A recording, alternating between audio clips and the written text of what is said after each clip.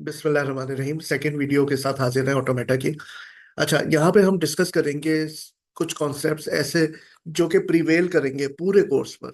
The most important definitions of terms that pervade the theory of automata course, that permeate the theory of automata course. क्या मतलब है परवेट का? जो छाई हुई है, पूरे कोर्स में छाई हुई है टर्म्स। तो ये टर्म्स समझना बहुत जरूरी है, और इनसे मुतालिक जो नोटेशन है ना, उनको जहन में रखना जरूरी है। That permeate the theory of automata course. Permeate का मतलब जो सरायत कर रही है पूरे कोर्स में। पूरे कोर्स में ये टर्म्स इस्तेमाल हो रही हैं, इनसे रिलेटेड जो कॉन्सेप्ट्स हैं वो इस्तेमाल हो रहे हैं। तो स्टूडेंट को ये टर्म्स जो है ना, समझना, जहन में रखना बहुत जरूरी है, क्योंकि ये आगे टीचर बोलता रहेगा। और अगर ये कॉन्सेप्ट आपके जहन में डेवलप नहीं हुए कि अल्फाबेट क्या है, स्ट्रिंग क्या है, लैंग्वेज क्या है, और इसमें आपस में क्या रिलेशन है, तो आपको फिर कोर्स को समझना बहुत मुश्किल हो जाएगा। तो आइए स्टार्ट करते हैं अल्फाबेट से। An alphabet is a finite non empty list of symbols. Alphabet जो है वो एक फाइनाइट सेट ऑफ सिंबल्स है, ठीक है, जो कि एम्प्टी नहीं है, जिसमें कोई ना कोई सिंबल्स जरूर मौजूद है। Conventionally we use the symbol of sigma for an alphabet. Sigma का जो सिंबल है ना, वो हम अल्फाबेट के लिए इस्तेमाल करेंगे, ठीक है। अक्सर ऑटोमेटा की बुक्स में यही सिंबल यूज हुआ है अल्फाबेट के लिए, ठीक है ना। मिसाल के तौर पे कोई भी बाइनरी लैंग्वेज आप लिखते हैं, तो उसमें आपको क्या अल्फाबेट्स नजर आएंगे? 0 1। तो ठीक है ना। तो ये 0 1 जो है, ये क्या कहलाएंगे? Binary alphabet. क्योंकि कोई भी मशीन लैंग्वेज, ठीक है, कोई भी आप डिजिटल लॉजिक में अगर कोई स्ट्रिंग देखते हैं, तो वो किन पर मुश्तमिल होती है? 0 1 पर। इसका मतलब है कि जो बाइनरी लैंग्वेज है ना, उसके जो अल्फाबेट्स हैं वो ये 0 1 है। तो सिग्मा जो है वो वो एक सेट है, ठीक है। सिग्मा एक सेट है सिंबल्स का, और उस सिंबल्स में 0 1 आएगा, तो ये फिर बाइनरी अल्फाबेट आप इसको कह सकते हैं। इसी तरह से आप ये देखें कि अगर सिग्मा में ये स्मॉल ABCD आपको लिखा हुआ नजर आ रहा है जेड तक, तो आप क्या कहेंगे कि ये सेट है ऑल लोअर केस लेटर्स का, ये अल्फाबेट है ऑल लोअर केस लेटर्स का। इसी तरह से the set of all S की कैरेक्टर्स और the set of all printable S की कैरेक्टर्स जो है, ये क्या कहलाएगा? एस की कैरेक्टर्स के अल्फाबेट। सेट ऑफ एस की कैरेक्टर्स जो है, ये एक अल्फाबेट हो जाएगा, जिस पर फिर मुश्तमिल होते हैं आपके जितना भी टेक्स्ट आप लिखते हैं, ठीक है, जो आप टेक्स्ट डॉक्यूमेंट बनाते हैं, तो उसके अल्फाबेट्स क्या हो जाएंगे? ये तमाम एस की कैरेक्टर जो प्रिंटेबल है, जो नजर आते हैं आपको, ठीक है। अच्छा, अब ये अल्फाबेट की डेफिनेशन हो गई, और ये उसका सिंबल हो गया, ठीक है। अब जब अल्फाबेट्स को हम कंबाइन करते हैं, तो क्या चीज वजूद में आती है? वो स्ट्रिंग वजूद में आती है। इस स्ट्रिंग के लिए कभी कभी हम एक और वर्ड यूज करते हैं, वर्ड, ठीक है, वर्ड या स्ट्रिंग, लेकिन ज्यादातर स्ट्रिंग का लफ्ज यूज होता है। तो string is a finite sequence of symbols chosen from some alphabet. ये बात याद रखिएगा। स्ट्रिंग क्या है? वो सीक्वेंस ऑफ सिंबल्स है। वो जो सीक्वेंस ऑफ सिंबल्स है, वो कभी भी इनफाइनाइट नहीं हो सकती। आप किसी स्ट्रिंग के बारे में ये नहीं कह सकते कि स्ट्रिंग की लेंथ का नहीं पता, ठीक है। स्ट्रिंग से लैंग्वेज बनती है, हाँ, वो इनफाइनाइट हो सकती है, लेकिन एक स्ट्रिंग हमेशा क्या होगी? अल्फाबेट की तरह वो भी फाइनाइट होगी, लेकिन वो क्या होगा? किसी अल्फाबेट पर मुश्तमिल होगी। मिसाल के तौर पे अगर ये एक स्ट्रिंग है, तो इसमें जितने भी कैरेक्टर्स हैं वो कहाँ से लिए गए हैं? वही बाइनरी अल्फाबेट का सेट जो पीछे पढ़ाया था, ठीक है। तो ये स्ट्रिंग किस सेट पर मुश्तमिल है? इस बाइनरी अल्फाबेट के सेट पर मुश्तमिल है। इसी तरह से एक स्ट्रिंग है 1 1 1, ठीक है, तो ये another string from the same alphabet. ये क्या है? बाइनरी अल्फाबेट का सेट है। अच्छा जनाब, एक बहुत जरूरी चीज, एम्प्टी स्ट्रिंग। एक स्ट्रिंग जिसकी लेंथ 0 है, जिसमें कोई कैरेक्टर नहीं है, वो एम्प्टी स्ट्रिंग कहलाती है।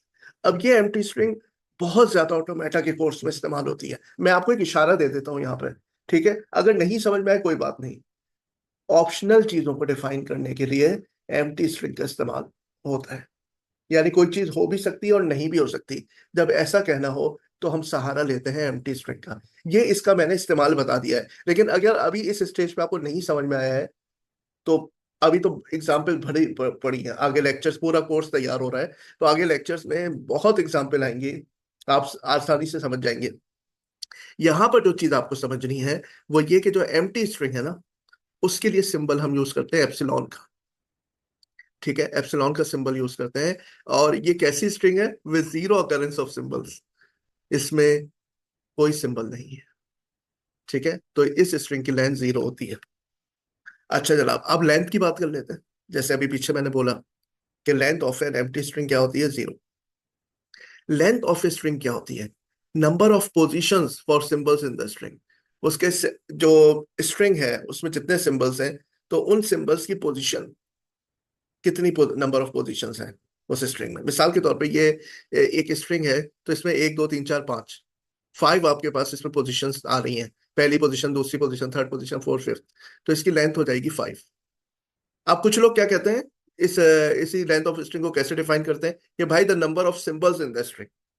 ठीक है, बात यह है कि अगर जहन में आपके यही है कि तादाद कितनी है, तो ठीक है। लेकिन एक्चुअली अगर आप कहें कि नंबर ऑफ सिंबल्स, तो यहाँ पे दो तरह के सिंबल इस्तेमाल हुए हैं, 0 और 1।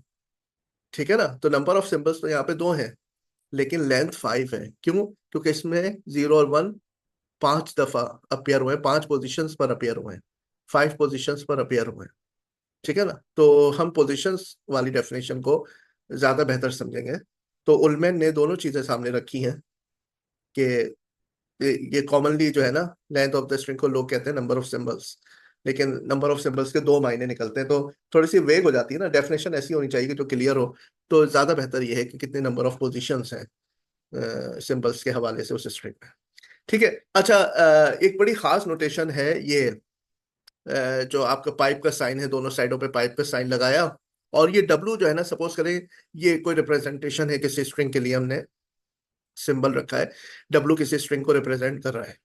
ठीक है, तो सपोज करें डब्लू की वैल्यू जो है वो 0 1 1 है, तो स्टैंडर्ड नोटेशन जो है वो लेंथ ऑफ द स्ट्रिंग की क्या है, ये दोनों जानिब हमने पाइप का साइन खड़ा कर दिया। ठीक है, तो ये हमारे पास एब्सोलूट के लिए जैसे होता है ना, नंबर के एब्सोलूट निकालने के लिए, -3 का एब्सोलूट वैल्यू निकालनी है तो 3 है, तो वही वाला ये एब्सोलूट का जो साइन है ना, हमने यूज किया लेंथ ऑफ स्ट्रिंग के लिए। और ये आज से नहीं इस्तेमाल हो रहा, जो शॉम सीरीज की डाटा स्ट्रक्चर की बुक है, बहुत पुरानी। ठीक है, डाटा स्ट्रक्चर जो पढ़ाई जाती थी पहले, शॉम सीरीज से पढ़ाई जाती थी, एनईडी यूनिवर्सिटी वगैरह, वहां से ये चीज आई है। ये शॉम सीरीज जो होती थी, तो वहां पर आप देख लें, वहां से ये चीज आ रही है, लेंथ ऑफ द स्ट्रिंग के लिए ये सिंबल यूज होता है। तो 0 1 1, ये आपके पास 3 पोजिशन हैं इस स्ट्रिंग में, तो इसकी लेंथ 3 हो जाएगी। और ये सिंबल किस लिए इस्तेमाल होता है, अभी आपको पीछे बताया था, एम्प्टी स्ट्रिंग के लिए, तो इसकी लेंथ क्या हो जाएगी, 0। एम्प्टी स्ट्रिंग वो होती है जिसकी लेंथ 0 होती है। अच्छा जनाब, पावर्स ऑफ एन अल्फाबेट, अगर सिग्मा रिप्रेजेंट कर रहा है किसी सेट ऑफ सिंबल्स को, यानी किसी अल्फाबेट को, तो सिग्मा पे अगर मैं पावर लगाऊंगा के, ठीक है, तो ये क्या हो जाएगा, ये सेट ऑफ स्ट्रिंग्स हो जाएंगी ऑफ लेंथ के, each of whose symbols is in sigma, जिसके जो जिसमें स्ट्रिंग्स जो है ना, हर स्ट्रिंग में वो सिंबल्स हैं जो कि सिग्मा में है। मिसाल के तौर पे सपोज करें कि सिग्मा जो है ना आपका 0 1 है।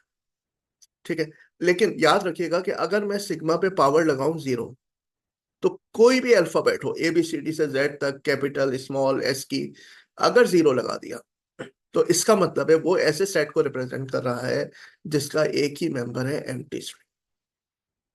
तो अल्फाबेट के सेट पर अगर मैंने 0 लगा दिया, जैसे होता है ना, anything raise to the power 0 is equal to 1, mathematics में x की पावर 0 1 होता है, तो बिल्कुल इसी तरह से ये आइडेंटिटी प्रॉपर्टी है। ठीक है, आगे जाके बताऊंगा किस तरह ये आइडेंटिटी है। ठीक है, तो अल्फाबेट पे अगर मैं 0 लगाऊं, तो फिर हमारे पास जो लैंग्वेज वजूद में आएगी, जो सेट बनेगा, उसमें सिर्फ एक ही मेंबर होगा, और वो होगा एम्प्टी स्ट्रिंग। ठीक है, अब बात करते हैं, ये है सिग्मा 0 1, और सिग्मा पे मैंने पावर लगाई 1, तो फिर यही दोनों आ जाएंगे हमारे पास सेट ऑफ स्ट्रिंग्स में। और सिग्मा पे अगर मैंने पावर लगाई 2, तो इसका मतलब है 0 1 जो है, ये ऐसे ही एक सेट 0 1 से मल्टीप्लाई हो जाएगा, कि 0 1 जो है ये 0 1 से मल्टीप्लाई होगा, तो 0 0 से मल्टीप्लाई हो, तो स्ट्रिंग बनी 0 0 0 1 1 0 और 1 1। ठीक है ना, और अगर मैं इसको एक और दफा ये ले लूं, 0 1 0 1 0 1, यानी कि पावर 3, सिग्मा पे पावर 3। ठीक है, तो ये क्या सेट बनेगा, यहां से मैंने 0 लिया, यहां से मैंने 0 लिया, यहां से 0 लिया, तो पहली स्ट्रिंग बन गई 0 0 0। ठीक है, फर्स्ट 2 सेट से मैंने लिया, यहाँ पे इस सेट से और इस सेट से, दोनों से 0 लिया, लेकिन थर्ड वाले से 1 ले लिया, तो हमारे पास स्ट्रिंग बनी 0 0 1। तो ये आपके पास 3 3 कैरेक्टर्स की स्ट्रिंग्स बनती चली जाएगी। ठीक है, ये बात आपको समझ में आ गई। अच्छा जी, तो अब यहाँ पर आप ये देखें, बात दफा क्या होता है कि स्टूडेंट को कंफ्यूजन होती है कि सिग्मा और सिग्मा 1 तो सेम है, लेकिन याद रखिएगा, बहुत इंपॉर्टेंट बात बता रहा हूं मैं आपको, सिग्मा जो है ना, ये तो अल्फाबेट है, जिस पर बेस कर रही है स्ट्रिंग। तो स्ट्रिंग तो आपने देख ली, ऐसी भी है जिसमें कोई कैरेक्टर नहीं है, ऐसी भी है जिसमें दो है, ऐसी भी है जिसमें तीन कैरेक्टर्स हैं, तो फिर ऐसी भी तो होगी जिसमें एक कैरेक्टर होगा। उसको कैसे आप रिप्रेजेंट करेंगे? तो याद रखिएगा, अगर मैं खाली सिग्मा लिखता हूं तो ये अल्फाबेट है, और सिग्मा पे अगर मैं पावर लगाता हूँ वन, तो फिर ये स्ट्रिंग्स का सेट बन जाएगा, जिसमें जो है वन कैरेक्टर की स्ट्रिंग्स होंगी। द फॉर्मर, ठीक है, इज एन अल्फाबेट, यानी पहले वाला जो है ये अल्फाबेट है, एंड द लेटर, ये बाद वाला sigma की power one, is a set of strings. Its members are the strings 0 and 1, each of which is of length 1, और हर एक इसमें लेंथ 1 का है। ठीक है, तो ये आप क्या कहेंगे? ये अल्फाबेट है।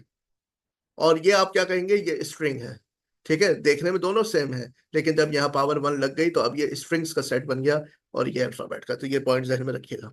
तो पावर्स ऑफ अल्फाबेट के हवाले से आपके पास, यानी आपने देखा सिग्मा की पावर वन, सिग्मा की पावर टू, सिग्मा की power three, and so on. अगर हम सबको कलेक्ट कर ले, सबका यूनियन ले लें, तो इसको हम इस सेट को रिप्रेजेंट करेंगे सिग्मा स्टार से, सिग्मा स्टार से रिप्रेजेंट करेंगे।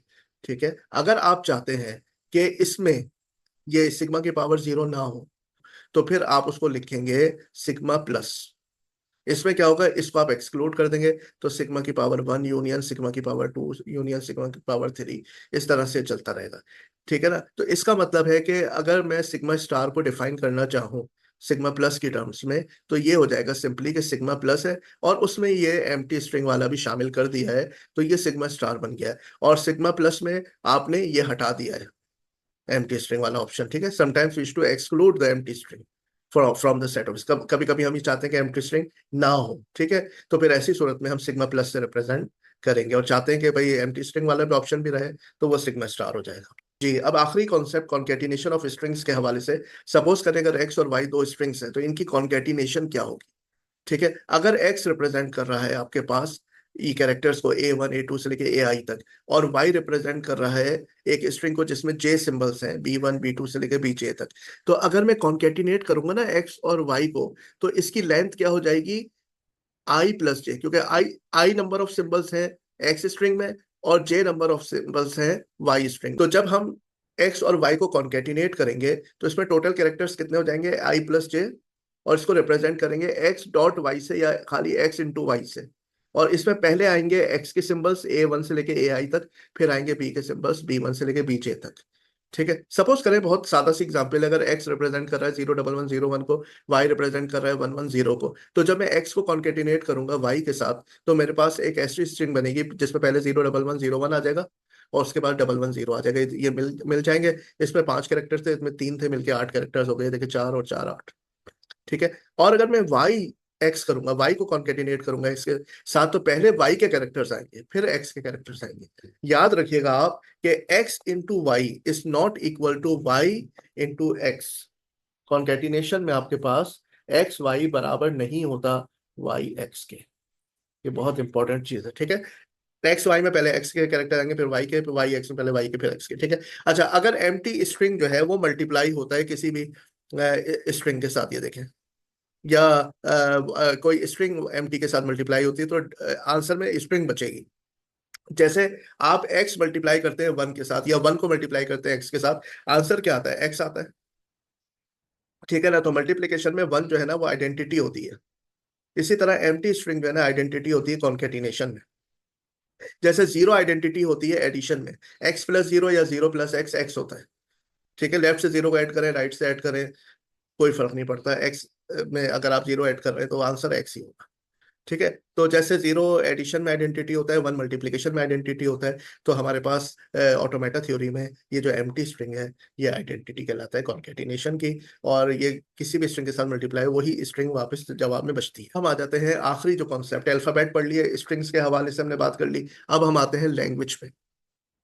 तो set of strings all of which are chosen from some sigma star where sigma is a particular alphabet is called a language. हमने देखा था पीछे कि हमारे पास जितनी भी स्ट्रिंग्स थी, ठीक है, वो जो सेट में आ रही थी वो तमाम क्या थी? स्ट्रिंग्स थी। यहाँ पे आप देख रहे हैं, भले ही ये जो है ना, ये आपके पास क्या है? ये ये एक सेट है, लेकिन इसमें हर मेंबर स्ट्रिंग है। लेकिन ये जो पूरा सेट है ना, ये आपके पास लैंग्वेज कहला सकता है। ये बात आपको बताई जा रही है। है। तो लैंग्वेज जो होती है ना, ये सिग्मा स्टार का एक सबसेट होता है, यानी किसी बुनियाद पर हमने उसमें से लैंग्वेज बनाई है। ठीक है, जैसे इंग्लिश लैंग्वेज है, उसमें आपके पास जितने भी स्ट्रिंग्स होंगे वो सारे किससे लिए गए होंगे, लेटर्स के सेट से, यानी कि अल्फाबेट्स जो होते हैं ना, इंग्लिश अल्फाबेट ए से लेके जेड, कैपिटल या स्मॉल। तो आपके पास जितनी स्ट्रिंग्स होंगी ना, वो उन्हीं लेटर्स पर मुश्तमिल होंगी। ठीक है, तो इसका मतलब है स्ट्रिंग्स तो बहुत सारी बन सकती हैं, जिसमें और भी कैरेक्टर होंगे, अलिफ बे दाल जीम, और चाइनीज लेटर्स और जापानीज। लेकिन जो इंग्लिश लैंग्वेज है ना, उसमें जो वर्ड्स होंगे, जो स्ट्रिंग्स होंगी, वो खाली अपर केस और स्मॉल केस इंग्लिश अल्फाबेट के सेट से ली गई होंगी। इसी तरह से सी प्रोग्रामिंग लैंग्वेज की अगर आप मिसाल लें, तो वो जो है ना, वो सबसेट होगा एस की कैरेक्टर्स के, यानी एस की के तमाम कैरेक्टर उसमें नहीं होंगे। क्या होंगे, upper case, lower case, letters होंगे, डिजिट्स होंगे, पंक्चुएशन कुछ होंगी, यानी कि ब्रैकेट्स होंगे, round bracket, curly bracket, square bracket, semi colon, dot वगैरह, इस तरह के कुछ सिंबल्स वहां पे शामिल होंगे, और mathematical symbol, plus minus, multiply, divide, modulus वगैरह, लेस देन, ग्रेटर देन। तो ये जो है ना, आपके पास एस की कैरेक्टर के एक सबसेट से हमने सी लैंग्वेज के हर वर्ड की बुनियाद रखी हुई है।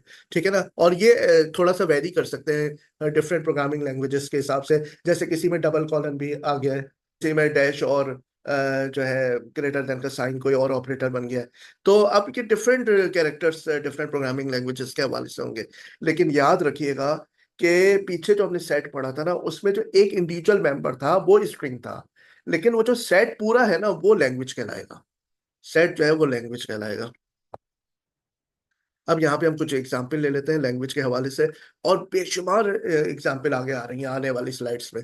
ठीक है, the language of all strings consisting of n number of zeros followed by n number of ones, यानी जितने जीरो होंगे उतने ही वन होंगे, और ये एन की तादाद जो है ना, वो या तो जीरो के बराबर होगी या जीरो से बड़ी होगी।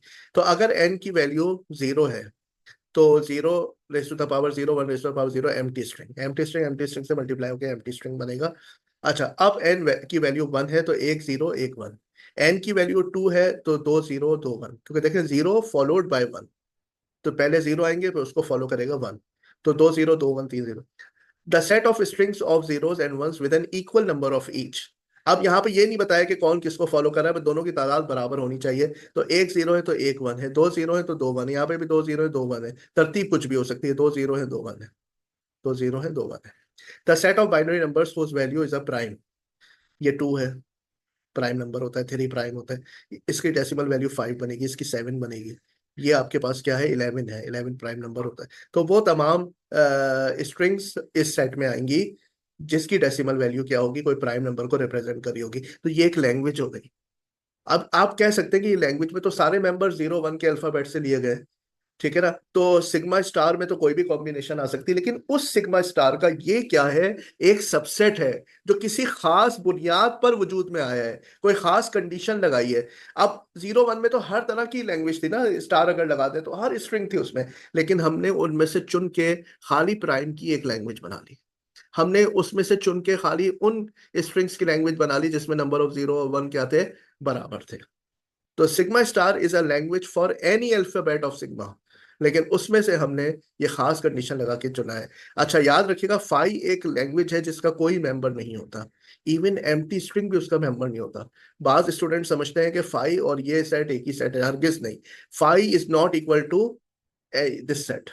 फाई ऐसी लैंग्वेज है जिसका जिसका कोई मेंबर नहीं, इवन एम्प्टी स्ट्रिंग भी नहीं है।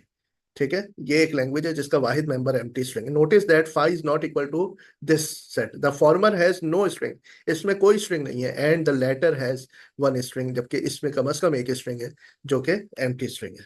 Thank you very much.